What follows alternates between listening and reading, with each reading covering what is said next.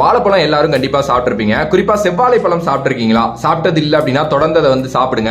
அது ரொம்ப ரொம்ப உடலுக்கு நல்லது. அதுல அவ்வளவு ஊட்டச்சத்துக்கள் இருக்கு. பொட்டாசியம் அதுல ரொம்ப அதிகமா இருக்கு. அதனால சிறுநீரக கற்கள் வந்து பாத்தீங்கன்னா நமக்கு வராமல் அது தடுக்குது. நார்ச்சத்து, விட்டமின் சி, ஆன்டி ஆக்சிடென்ட்ஸ் இது எல்லாமே அதுல வந்து பாத்தீங்கன்னா ரொம்ப ஹையா இருக்கு.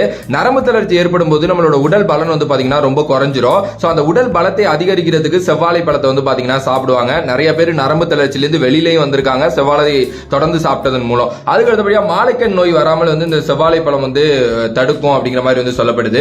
பல் வலி, பல் அசைவு இதெல்லாம் இருந்துச்சுன்னா நீங்க தொடர்ந்து செவ்வாழை பழத்தை சாப்பிடுறதன் மூலம் அது சரியாகும். குறிப்பா ஒரு பல் ஆடிக்கிட்டு இருக்கு அப்படின்னா நீங்க அதை தொடர்ந்து 21 நாள் எப்படியாவது செவ்வாழை பழத்தை சாப்பிட்டீங்கன்னா அந்த பல் ஆடுறதெல்லாம் வந்து பாத்தீங்கன்னா நின்றோம். சொறி, சிரங்கு, தோல் வெடிப்பு இது எல்லாமே வந்து பாத்தீங்கன்னா செவ்வாழை பழம் ஒரு சிறந்த நிவாரணமா வந்து சொல்றாங்க. அதே நேரத்தில் உங்களுக்கு ஏதாவது சரும பிரச்சனை இருக்கு அப்படின்னா நீங்க தொடர்ந்து செவ்வாழை பழத்தை 7 நாள் சாப்பிடுறீங்க அப்படின்னா உங்களுக்கு வந்து அந்த சரும பிரச்சனை வந்து போகும். ரொம்பவே அதிகமா சாப்பிடாதீங்க, மினிமமா எடுத்துங்க. நல்ல ஒரு ஹெல்த்